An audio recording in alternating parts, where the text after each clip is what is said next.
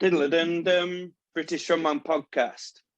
So today I'm going to talk about the merits of the Mongback and why it actually may be helpful to get strong and build confidence and resilience with your spine not completely straight. So this is kind of going against what is written down in a lot of textbooks and stuff, but I think in the real world, what I'm gonna say to you has some relevance, and I'm talking specifically in the context of strongman, strongwoman, not for general population, etc. So this is really relevant if you're competing in strongman. So I just want you to think about flexion. So I want you to think about bending forwards to pick up an object, or when you do think about your deadlift. People really encourage that you keep your back straight on deadlift to protect the spine, blah, blah, blah, blah, blah. But what about when you're picking something up like a Husafell stone?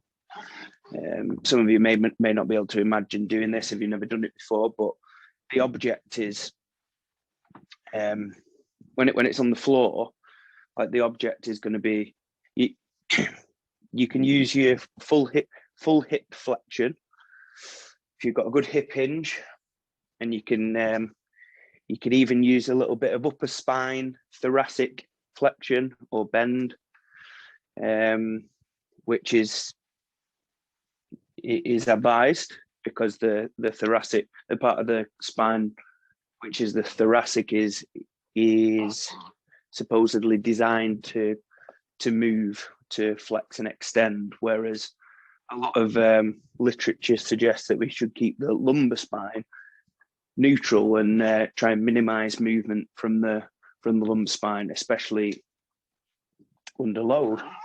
But what happens if you've got this perfect hip hinge, you're really in tune with flexing your thoracic spine, and you still can't reach the fucking object?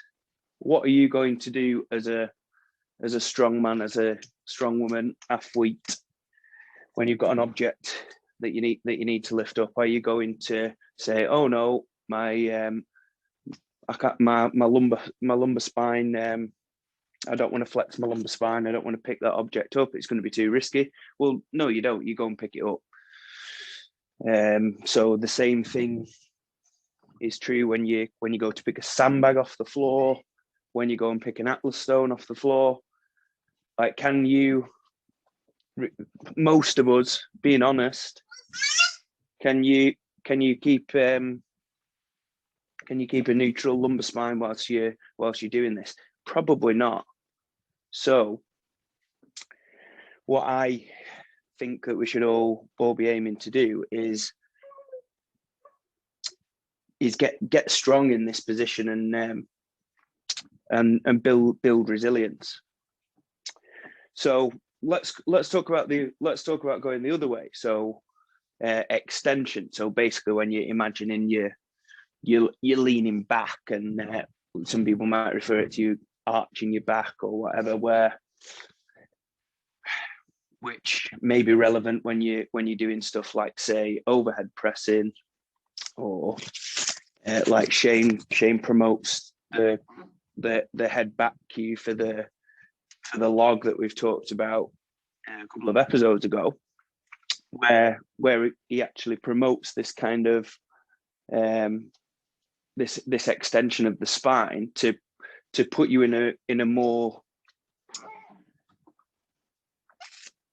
suitable position to basically incline press and use get your delts and your pecs a little bit more engaged in your overhead press. So to achieve this position, even if you've got really, really good hip extension and really good upper spine extension, sometimes you just can't go far enough without, to be in a good position to produce force, without actually just arching the back a little bit and arching the lumbar spine a little bit and get into this position that's more favorable to press.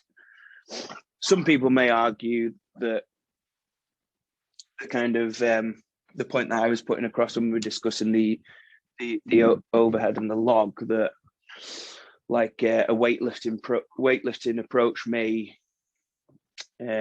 suggest more promoting keeping the spine straight and stuff, and blah blah blah blah blah. Well, let's think of another example. Let's think of like front carries that are really common. So you're doing a front, like say a sandbag carry or a Husa carry or whatever, and you've got it. You're trying to position that object on your body and trying to position it in a place where it doesn't slip down.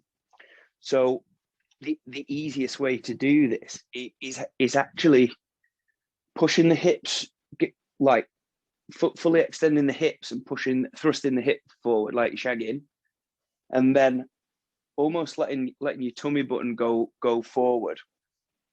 So basically you're positioning your hips under the object, you're letting your shoulders go behind the object, and this is just gonna create like it's just going to create that kind of, it's basically bringing the object and balancing it over pretty close to the middle of the foot in terms of your center of balance.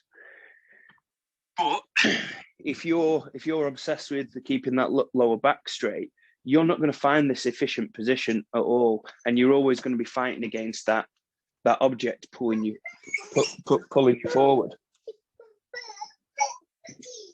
So another example is when you're extending up with the stone. So if you're reaching up and extending up with the stone, like going to a high platform, you're going to get to the point where your hips, knees, ankles, you've hit that triple extension phrase that people talk about. You've hit that triple extension, but you just need another couple of inches height. So what do we do? If you slow-mo your videos, what most people do when they're reaching up and they've fully extended the hips, knees, and ankles, what they'll do, they'll get some extra height out of the stone by almost, imagine pushing the tummy button into the stone, which is in turn going to arch that lumbar spine. It's going to put that lumbar spine into extension, and it's going to enable you to get that extra height.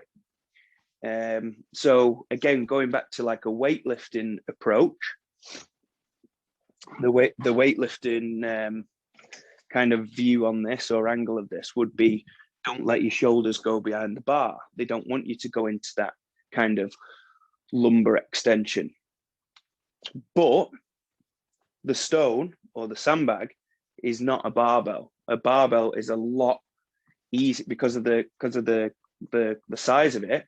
It's so much, in the shape of it, it's so much easier to keep close to that center line as we get extension.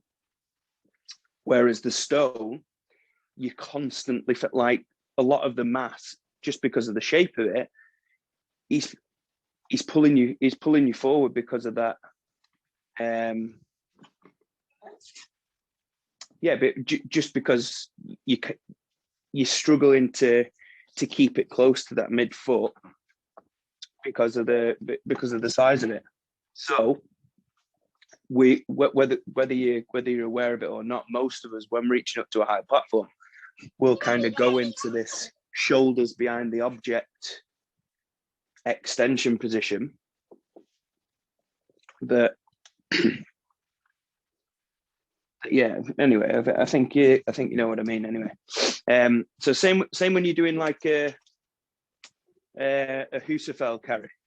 It's just so, a lot of people fail a Husafel because they'll get to the point where their arms are sore or whatever, or they're being pulled forward too much. So in my opinion, the best way to counteract this is really push the hips forward and embrace this like hyperextended position in your spine where your hips are fully extended, your thoracic spine's fully extended.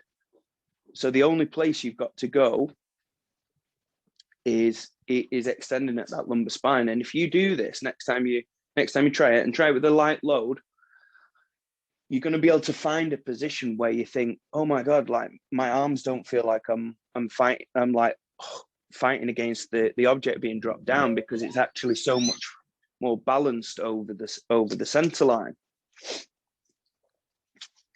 So hopefully this makes sense to some people. So I've covered the why flexion may be relevant, why extension may be relevant. If you're using the front carry as an example, like a sandbag or a Husafel or whatever, you're actually going from this kind of flex position to pick the object up to actually an extended position once you've got it in the rack position, or when you're holding it on your torso. So you're actually putting the lumbar spine through quite a big degree of change there, which a lot of people are scared about when they think about it logically. But in real life, if you embrace that and just let it happen, like I've seen very, very, very few injuries from back injuries from, as long as people are not being irresponsible with the load and lifting too heavy for their experience level. Like I've rarely seen like an injury or a niggle from doing like carries and stuff like that.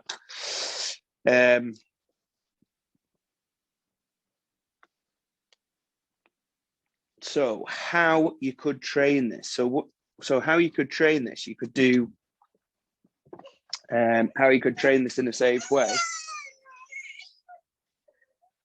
How you could train this in a safe way, in my opinion, would be obviously training the specific object, but what you could do as assistance exercises to bias this development. Stuff like, say, stiff leg deadlift, stiff leg deficit, where you're actually embracing that. You go into that end range of thoracic flexion, hip flexion, and you're like, hey up, I've got to flex my lumbar here to actually reach the bar. And then once you start doing those with, like I say, an appropriate load, so starting off at low percentages and build up your confidence as you go along,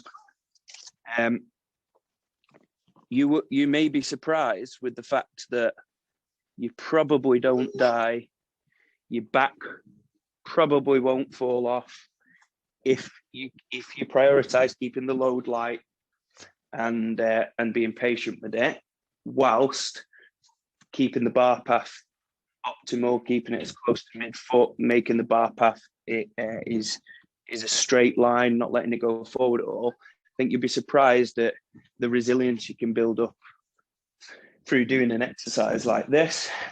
So using one of maybe my next major competition that I'm training for, where I've got a log lift, and it's log press from the floor, from bumper plates. So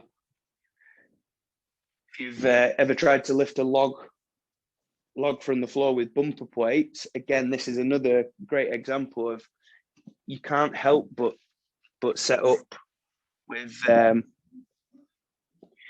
anything other than a rounded back. It's very, very difficult not to. So when this came up and I first started training this, I thought, oh my goodness, I feel so good and so confident, the fact that I've been building resilience and building strength in a flex position for so long. Because maybe a couple of years ago, when I was trying to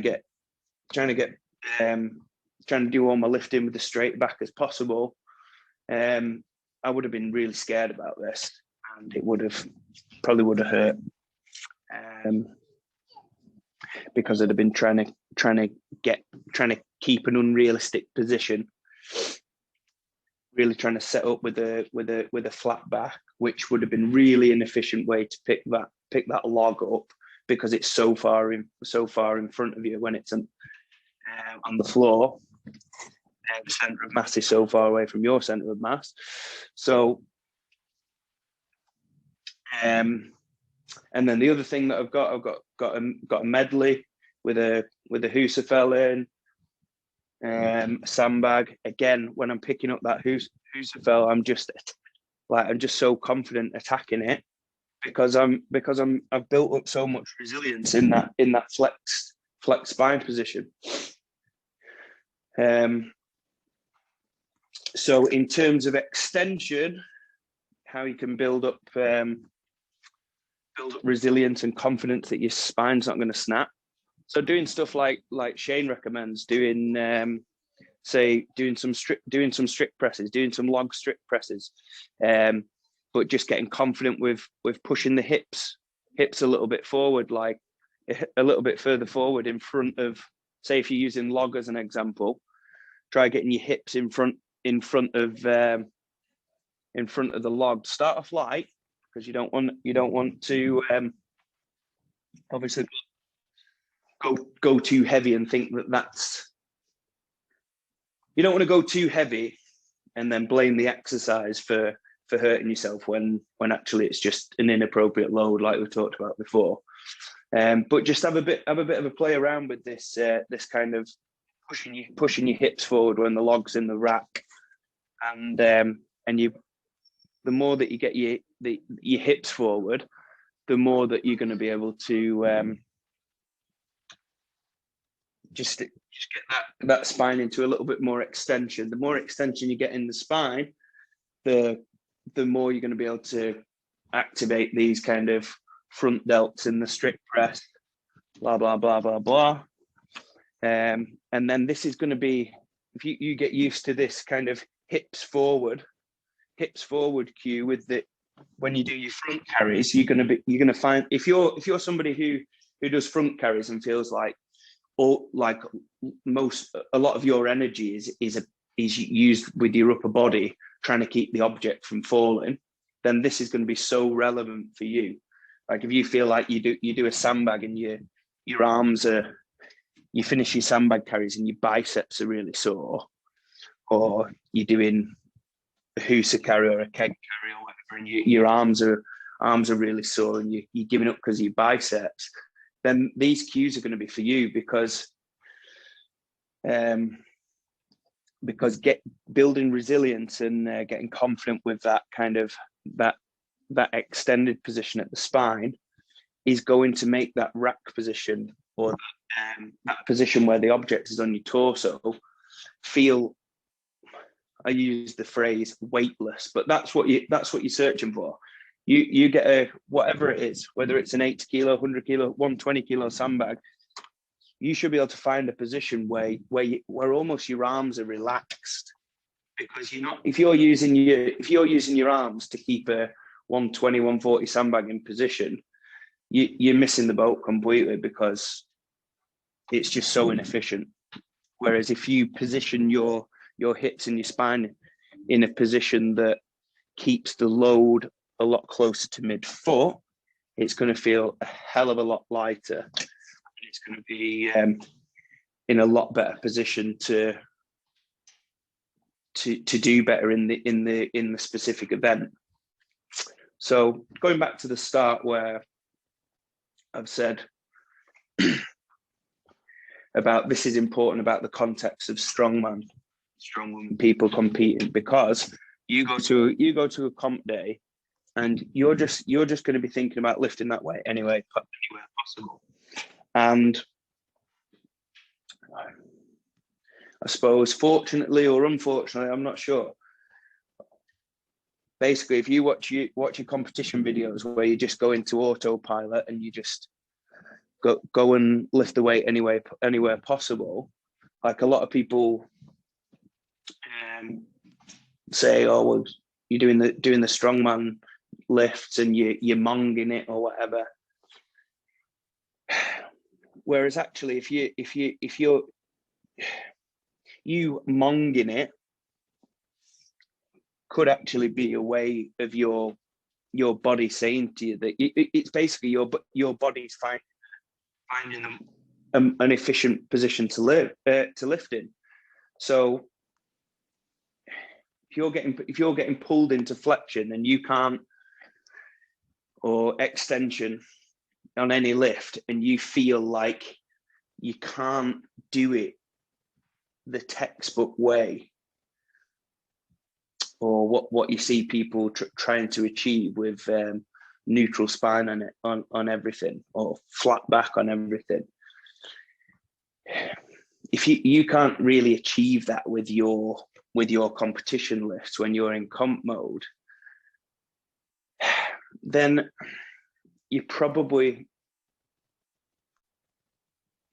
that's probably a more efficient way to lift for you. Is a lot closer to that kind of comp monginess, or whatever it seems, whatever. Anyway, I'm fucking rambling. I've gone off on one ear. Kind of going into another episode here, but yeah, basically, just have a go and see what feels more comfortable. Build up resilience in these positions, that, because what I see a lot of people doing is actually this is a good way to wrap it up. What I see a lot of people doing is they try and achieve these perfect positions in training that look beautiful. If anybody looked at them and analysed them, they'd think, oh yeah, great, you're keeping your straight back, you're keeping your knees from wobbling, you look great at submaximal loads. Then they go to competition and kind of bury the head in the sand about the fact that they've just fucking monged 5 events, and the competition lifts look nothing like what they've been doing in training, and they've managed to get through without an injury. So they just kind of bury the head in the sand of, oh yeah, well, it was comp day, so I just monged a few. Whereas I suppose what I'm saying to you is, like, open up instead of burying your head in the sand, open up your mind to the fact that actually some of these kind of seemingly mongy positions,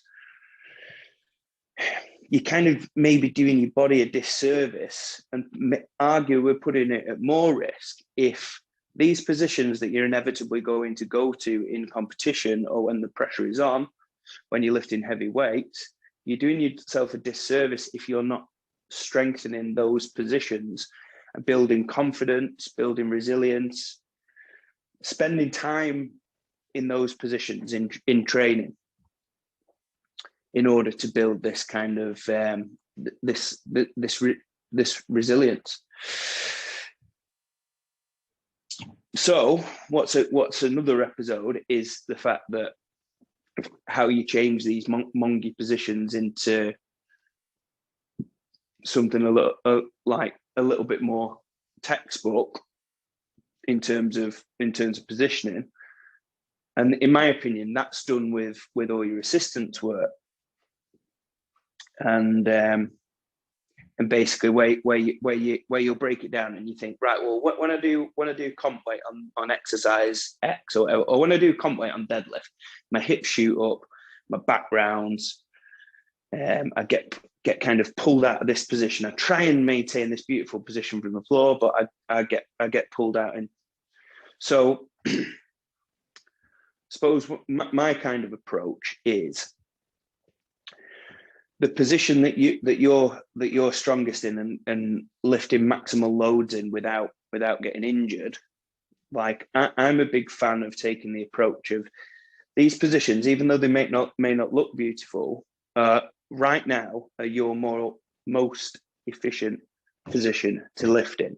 So if your goal is you're competing in the next couple of months or whatever, and you want to smash the deadlift for reps, like, I think I'm a fan of embracing your strongest position, how beautiful it looks or not, and actually building resilience and building volume in this position in order to lift the most weight. So if you see errors in there that are just getting magnified, and say your back's rounded even more as the weight goes up, and basically you're running out of leg drive and your hips are shooting up or whatever. Or you might be somebody who you keep a neutral spine, but your knees really cave in or wobble in as you go to leg drive from the floor, and this just gets worse as we go to heavier weights. So identifying these flaws can lead you to maybe what to do for your assistance work and what you can do for your accessory work to make it more and almost use your accessory work to make the kind of main lift more pretty, if that makes sense. That's kind of my simplistic approach to if I have a client who says, right, I'm already really strong, I'm lifting X, Y, and Z, I've got a competition in 3 months. We're not going to have a phase where we can completely repattern all the lifts like that. That's definitely how I do it, and how I do it is embrace the strongest positions right now for every individual lift, where they can express the most force possible in the context of the lift that they're doing, while staying injury free. And then we would use the assistance work to, over time, make the main lift or the strongest position a little bit more close to what we would describe as optimal in terms of textbook. So hopefully that gives you some ideas for your own training. By no means am I promoting that everybody should lift with a rounded back, hyperextended back. But I am saying that if you're open-minded and you spend time trying to work out your most optimal positions for lifting, there are certain exercises that may be more suited for some people, maybe actually safer, and be able to keep the object closer to midfoot and the center line, therefore reducing shear forces through the spine, actually with slight movement in the lumbar spine, whether this be flexed or extended. So hopefully this has been thought-provoking for some people. So let me know how you get on if you go and implement some of the stuff that I've suggested and explore. Diddle-dum-dum.